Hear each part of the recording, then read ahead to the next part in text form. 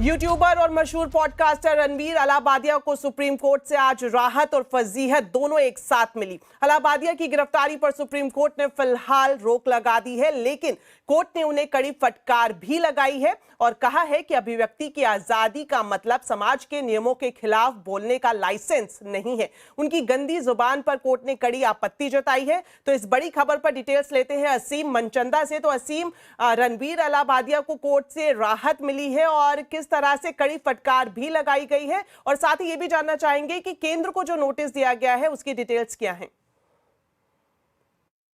एक शो में आपत्तिजनक कंटेंट करने के बाद पुलिस, महाराष्ट्र पुलिस और असम पुलिस ने रणवीर अलाहाबादिया के ऊपर एफआईआर दर्ज कर ली थी। उन्होंने सुप्रीम कोर्ट में एक याचिका दायर की और इन सभी एफआईआर को क्लब करने की मांग की और इन पर राहत देने की मांग की। सुप्रीम कोर्ट ने आज इस मामले की सुनवाई की। सुप्रीम कोर्ट ने उन्हें राहत दी। सुप्रीम कोर्ट ने कहा उन्हें गिरफ्तार फिलहाल नहीं किया जाएगा। सुप्रीम कोर्ट ने कहा और नई एफआईआर भी दर्ज नहीं होगी, लेकिन सुप्रीम कोर्ट ने उन्हें कड़े शब्दों के अंदर फटकार जरूर लगाई। सुप्रीम कोर्ट ने कहा कि उनका जो कमेंट था वो पूरी तरह से अश्लील था। उन जो अभिव्यक्ति की आजादी है वो किसी भी समाज के नियमों के ऊपर कमेंट करने का लाइसेंस नहीं है। सुप्रीम कोर्ट ने कहा कि उनके कमेंट की वजह से जो मां बहनें हैं या माता पिता हैं वो काफी आहत हुए हैं। सुप्रीम कोर्ट ने कहा कि कानून अपना काम करेगा और हम इसके अंदर दखल नहीं देंगे। सुप्रीम कोर्ट ने उन्हें फिलहाल राहत दी है। सुप्रीम कोर्ट ने कहा कि नई एफआईआर दर्ज नहीं होगी, लेकिन सुप्रीम कोर्ट ने उनके ऊपर कई शर्तें भी लगाई है।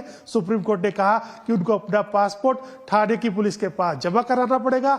इतना ही नहीं, वो ऐसा कोई और भी शो नहीं करेंगे, उसके अंदर शामिल नहीं होंगे और जो पुलिस की जांच है उसके अंदर वो पूरी तरह से सहयोग करेंगे। तो सुप्रीम कोर्ट ने इसके साथ साथ जो भारत सरकार है उसको भी नोटिस जारी किया है। सुप्रीम कोर्ट ने कहा कि क्या आप जो सोशल मीडिया पर अश्लील सामग्री है उसके ऊपर किसी तरह का कदम उठाने जा रहे हैं। सुप्रीम कोर्ट ने कहा कि अगर सरकार इसको लेकर के कोई कदम नहीं उठाती है तो हम इसके ऊपर कड़ी कार्रवाई करेंगे और हम इसको लेकर के गाइडलाइंस बनाएंगे। फिलहाल सरकार को सुप्रीम कोर्ट को जवाब देना है।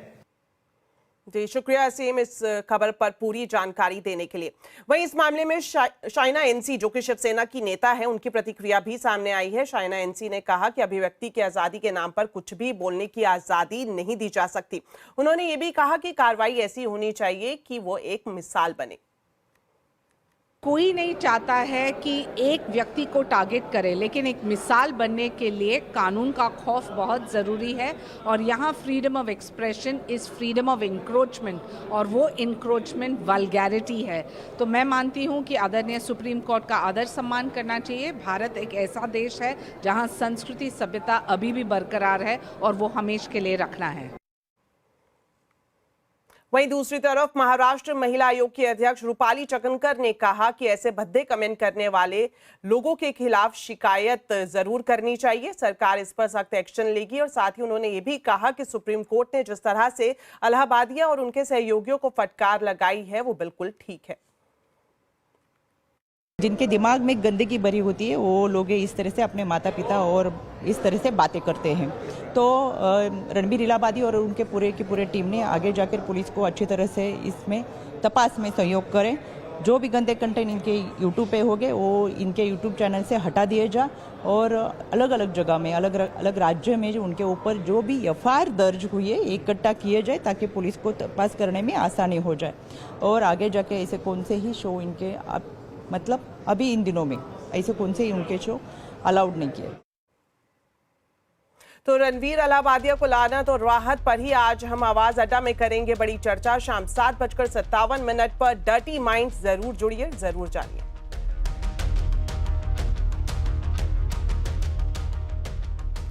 एलन मस्क की कंपनी टेस्ला जल्द ही भारत में अपना कारोबार शुरू कर सकती है। अमेरिका में प्रधानमंत्री मोदी से मुलाकात के बाद एलन मस्क की कंपनी ने भारत में भर्ती शुरू कर दी है। इस खबर पर ज्यादा डिटेल्स दे रहे हैं संवाददाता असीम मनचंदा।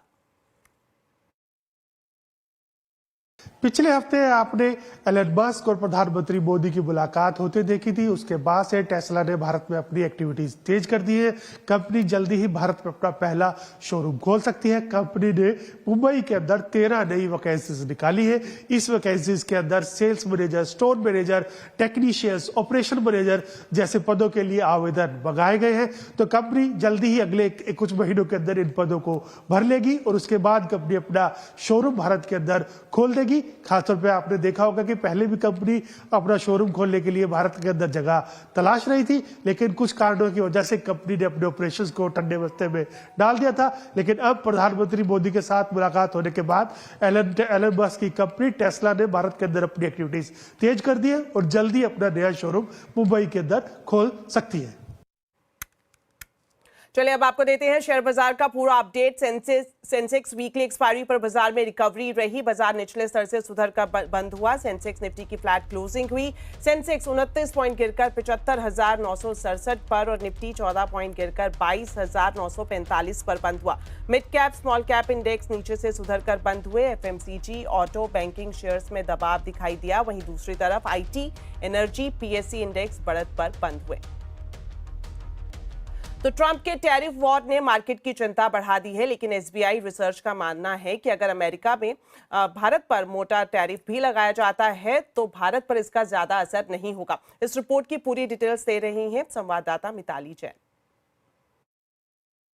तो एसबीआई की रिसर्च रिपोर्ट के अकॉर्डिंग अगर यूएस के जो टैरिफ्स है वो 15 से 20% बढ़ भी जाते हैं तो इसका इंडियन एक्सपोर्ट्स पे हमें खासा फर्क नहीं पड़ेगा। सिर्फ 3 से 3.5% का एक्सपोर्ट पे यहाँ पे दबाव आ सकता है और इस दबाव का प्रभाव जो है वो कम करने के लिए इंडिया जो है वो मिडिल ईस्ट रूट्स, जो ट्रेड रूट्स है वहाँ पे अभी एक्सप्लोर कर रहा है ताकि हम कैसे इस एक्सपोर्ट के जो टैरिफ के वॉर्स के कारण प्रभाव पड़ता है उसको कम कर सके। और ये मानना यहाँ पे ज़रूरी होगा कि यूएस अभी भी भारत का सबसे बड़ा एक्सपोर्टिंग पार्टनर है। FY24 में जो टोटल एक्सपोर्ट्स किए थे उसका 17.7% जो शेयर है वो यूएस का ही था। एक नजर डालते हैं टैरिफ के पिक्चर्स की। 2018 में जो यूएस ने इंडियन गुड्स पे टैरिफ लगाए थे वो 2.72% थे, जो 2022 में बढ़कर 3.83% हो गए। वही इंडिया की अगर मैं बात करूं तो यूएस के लिए टैरिफ की जो रेट थी वो 11.59% थी, जो कि 2022 में बढ़कर 15.30% तक देखने को मिले। अब बात करते हैं ट्रेड सरप्लस की। तो भारत का जो ट्रेड सरप्लस है यूएस के साथ 2000 जो सन था उसमें $7 बिलियन का आंकड़ा 2024 में बढ़कर अभी $45.7 बिलियन हो चुका है, यानी कि 550% का यहाँ पे हमें इजाफा देखने को मिला है। कुछ पर्टिकुलर सेक्टर्स की बात करते हैं जहाँ पे इंडिया और यूएस कोलैबोरेट करके इस इकोनॉमी को बूस्ट करने की बातें कर रहा है। तो सबसे पहले हमारी लाइन में है डिफेंस और एरोस्पेस। यहाँ पे भारत और यूएस के बीच डिफेंस एडवांस इक्विपमेंट्स की बात जारी है और को प्रोडक्शन को लेकर भी यहाँ पे चर्चाएं शामिल नजर आती है। यूएस इंडिया का जो कॉम्पैक्ट इनिशिएटिव है उसमें मिलिट्री पार्टनरशिप और डिफेंस जो यहाँ पे सप्लाई चेन है उसको मजबूत करने की बातें भी सुनने को मिल रही है।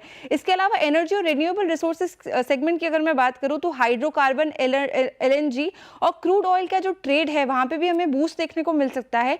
इसके साथ ही भारत में यूएस के डिजाइन किए हुए रिएक्टर्स भी भारत में लगाने की यहाँ पे चर्चाएं जारी है। टेक्नोलॉजी और इनोवेशन सेगमेंट की बात करूं तो सेमीकंडक्टर्स, एआई, क्वांटम टेक्नोलॉजी और बायोटेक्नोलॉजी जैसे सेगमेंट्स में यहाँ पे हमें दोनों देशों का कोलैबोरेशन नजर आ सकता है। इसके अलावा फार्मा में एपीआई की मैन्युफैक्चरिंग और इंडियन जो डिवाइसेस और मेडिसिन है उनका शेयर यूएस में बढ़ाने की भी बातें जोरों शोरों से यहाँ पे देखने को मिल रही है। अंत में बात करना चाहूंगी मैन्युफैक्चरिंग की। तो एल्यूमिनियम, स्टील और बैटरी मटीरियल्स का जो प्रोडक्शन है उसके लिए भी कोलैबोरेशंस इंडिया और यूएस यहाँ पे बात करते हुए नजर आ रहे हैं और इन प्रोजेक्ट्स के साथ ही जो डिजिटल इंफ्रास्ट्रक्चर है उसमें भी हमें इन्वेस्टमेंट्स देखने को मिल सकते हैं। तो एसबीआई की रिसर्च रिपोर्ट का कंक्लूजन यही है कि वहां से अगर टैरिफ बढ़ाया जा सके तो भी हमारी इकोनॉमी उस टैरिफ वॉर को झेलने के लिए अभी सक्षम है और दोनों की कंपनी, दोनों की जो कोलैबोरेशन है उससे इकोनॉमी में काफी बूस्ट देखने को भी मिल सकता है हर सेगमेंट में। चलिए अब आपको दिखाते हैं सीएनबीसी आवाज की एक्सक्लूसिव खबर। देश में एयर सर्विस के विस्तार और एफिशिएंसी बढ़ाने के लिए सरकार बड़ा कदम उठाने जा रही है।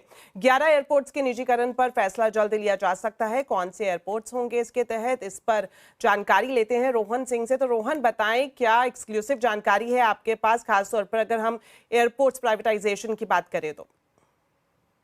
जी, एयरपोर्ट प्राइवेटाइजेशन दोबारा से सरकार के एजेंडे में है। सरकार ने कुछ एयरपोर्ट्स को आइडेंटिफाई किया है जिन्हें अगले फेज़ के लिए बोली मंगाई जा सकती है, जिनके लिए इनमें से अमृतसर, वाराणसी, भुवनेश्वर, इंदौर, रायपुर और त्रिचू जैसे बड़े एयरपोर्ट शामिल है। इसके अलावा कुछ छोटे एयरपोर्ट जैसे कि कुशीनगर, गया, हुबली, औरंगाबाद, तिरुपति को भी शामिल किया जा सकता है। हालांकि ये टेंटेटिव लिस्ट है, इसमें थोड़ा बदलाव हो सकता है, लेकिन जो शर्त रहेगी वो वही रहेगी कि एक प्रॉफिटेबल एयरपोर्ट के साथ एक नॉन प्रॉफिटेबल एयरपोर्ट को क्लब किया जा सकता है, या फिर एक बड़े एयरपोर्ट के साथ एक छोटे एयरपोर्ट को क्लब किया जा सकता है और साथ में बोली मंगाई जा सकती है। इसके लिए अगले कुछ दिनों में हम कैबिनेट नोट को तैयार होता हुआ देखेंगे और ये जो प्रस्ताव है ये नेशनल मॉनेटाइजेशन पाइपलाइन 2.0 का हिस्सा हो सकता है। हम आपको बता दें कि 2023 में पहले इस प्रस्ताव को लाया गया था, लेकिन आम चुनावों और बाकी वजहों से इसे ठंडे बस्ते में डाल दिया गया था। अब सरकार दोबारा से एयरपोर्ट निजीकरण में तेजी से आगे बढ़ने की योजना बना रही है।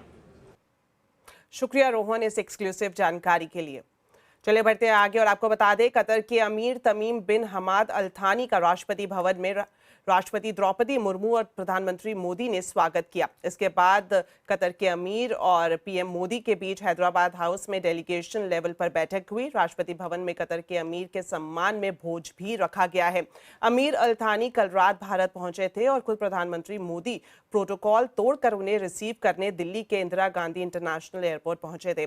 भारत और कतर के बीच सोमवार को दिल्ली में 2 MOUs पर साइन हुए। इस यात्रा का मकसद द्विपक्षीय संबंधों को मजबूत करना और एक्सपर्ट के मुताबिक ट्रंप की सत्ता में वापसी और ईरान के साथ अमेरिका के संबंधों को देखते हुए भारत कतर को एनर्जी सिक्योरिटी के तौर पर एक विकल्प के रूप में देख रहा है। कतर पहले ही भारत का सबसे बड़ा 50% LNG सप्लायर है और 30% LPG भी उपलब्ध कराता है। इसके अलावा कतर की 30 लाख की आबादी में 8 लाख भारतीय हैं जो हर साल अरबों डॉलर भारत में भेजते हैं। चलिए वक्त है एक छोटे से ब्रेक का, लेकिन खबरें अभी और भी हैं। आप देखते रहिए आवाज समाचार।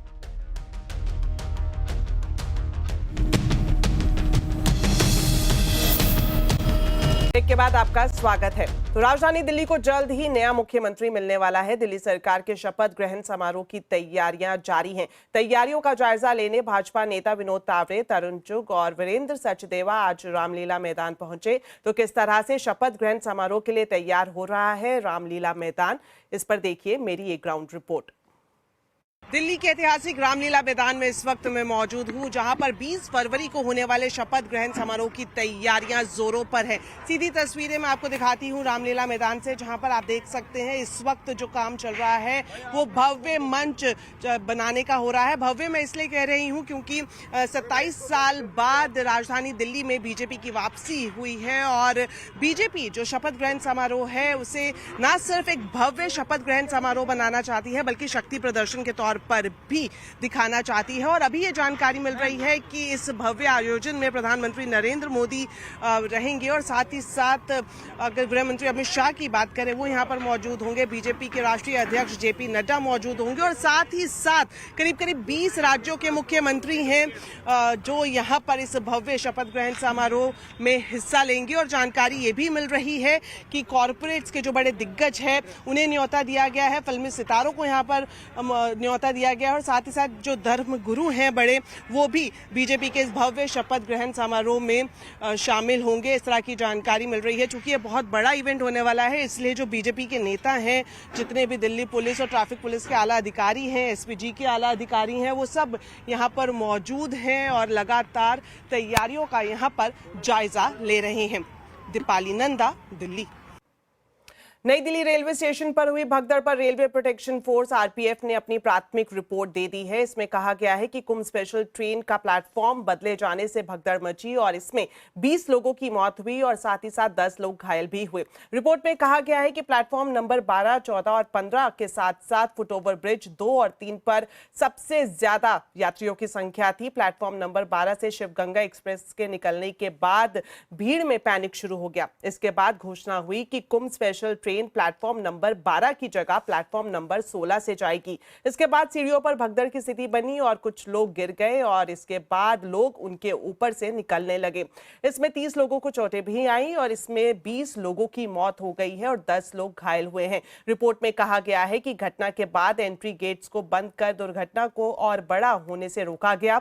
आरपीएफ इंस्पेक्टर इंचार्ज की इस रिपोर्ट के साथ अपनी final report high level committee को भेजेगी और इसके साथ दूसरे विभाग की रिपोर्ट के आधार पर कमेटी अपनी फाइनल रिपोर्ट देगी। तो मुंबई में अब होटल और रेस्टोरेंट कोयला भट्टी का इस्तेमाल नहीं कर पाएंगे। कोर्ट के आदेश और प्रदूषण की स्थिति को देखते हुए बीएमसी ने कोयले के इस्तेमाल पर बैन लगा दिया है। बॉम्बे हाई कोर्ट ने प्रदूषण कम करने के लिए कदम उठाने के आदेश दिए थे। अब मुंबई नगर निगम ने होटल्स को 7 जुलाई तक का वक्त दिया है और कहा है कि कोयले और लकड़ी से चलने वाले तंदूर ओवन को बिजली, पीएनजी और एलपीजी ईंधन में शिफ्ट किया जाए। साथ ही ये भी चेतावनी दी गई है कि अगर निर्देश का पालन नहीं हुआ तो सख्त कार्रवाई की जाएगी। चलिए इसी के साथ बुलेटिन में इतना ही, लेकिन जाने से पहले आपको बताते हैं आज के कंज्यूमर अड्डा के टॉपिक के बारे में। न्यू इंडिया बैंक पर आरबीआई ने बैन लगा दिया है, पर सवाल ये है कि बैंक के ग्राहकों को फंसे पैसे कैसे मिलेंगे, ग्राहकों को कैसे आवेदन करना होगा, पैसे एक साथ मिलेंगे या किस्तों में। इन सभी सवालों के जवाब जानने के लिए जरूर देखिए आज का कंज्यूमर अड्डा शाम 5:57 पर। फंसे पैसे मिलेंगे ऐसे।